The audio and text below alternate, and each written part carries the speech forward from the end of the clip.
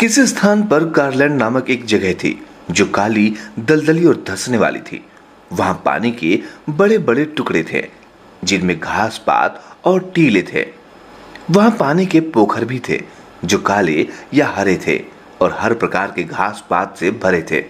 उनमें काई जमी थी जिस पर चलना बहुत मुश्किल काम था क्योंकि जमीन दलदल युक्त थी। चांद उस दलदल पर तेजी से चमकता था। चांदनी रातों में व्यक्ति उधर से सुरक्षित जा सकता था, परंतु चांदनी विहीन रातों में वो जगह खतरनाक हो जाती थी। सभी तरह की बुरी एवं अजीब सी चीजें उस दलदल से निकलती और वहां से गुजरने वाले व्यक्ति को पकड़ लेती थी। चांद ने भी ये कहानियां सुनी और उदास हो गई। एक दिन उसने निर्णय किया कि वो इस बारे में मालूम करेगी। महीने के अंत में चांद उस स्थान पर नीचे उतरी। उसने काला लबादा पहन रखा था। चांद के सिर पर एक हुड था जिससे उसके चमकीले बाल ढके हुए थे। केवल उसके दूधिया पैर लबादे से बाहर निकले हुए थे जो रास्ते में रोशनी बिखेर रहे थे। चांद ने उस दलदल को देखा जो काला था और उस पर मिट्टी के टीले थे। वो उन टीलों और अवरोधों पर चल रही थी। अचानक वहां उगी किसी लंबी बेल में उसका पैर फंस गया और वो गिर पड़ी। जब तक वो संभलती तब तक एक लंबी बेल ने उसकी कलाई जकड़ ली थी। उसने स्वयं को छुड़ाने का बहुत प्रयत्न किया परंतु असफल रही।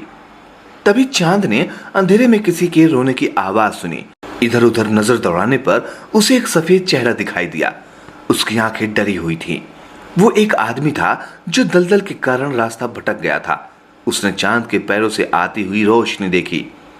चांद ने उस बेल से स्वयं को छुड़ाने का फिर प्रयत्न किया। तभी उसका हुड पीछे की ओर गिर गया और उसके बालों से चमकीली रोशनी आने लगी। ऐसी स्थिति में पूरा रास्ता जगमगा उठा। अब उस आदमी को सब कुछ साफ साफ दिखाई देने लगा। वो प्रसन्नता से चीखा और सुरक्षित स्थान की ओर दौड़ पड़ा। चांद अब भी स्वयं को उस बेल से छुड़ाने की कोशिश कर रही थी कि उसका हुड चेहरे पर वापस आ गया। सभी बुरी चीजें फिर बाहर आ गईं। उन्होंने चांद को अपनी हड्डियों वाली मजबूत उंगलियों से पकड़कर घास पात पर ढकेल दिया और उसे एक बड़े पत्थर से दबा दिया। अब चांद वहां से नहीं निकल सकती थी क्योंकि वे उस पर नजर रखे थी। ये एक नए चांद के निकलने का समय था, लेकिन उसका कहीं पता नहीं था। लोगों को चिंता होने लगी। एक दिन शाम को किसी सराय में एक आदमी ने सुना कि लोग चांद के बारे में कुछ बातें कर रहे हैं। ये वही आदमी था जो वहां से बचकर भाग गया था। तभी उसे याद आया कि काले दलदल में उसने चांद को देखा था। वो चिल्लाया, मुझे पता है कि चांद कहां पर है। सभी आदमी दलदल की तरफ दौड़ पड़े। उनके हाथों में बेलचे और कुदाले थीं। उन्होंने पत्थर को हटा दिया।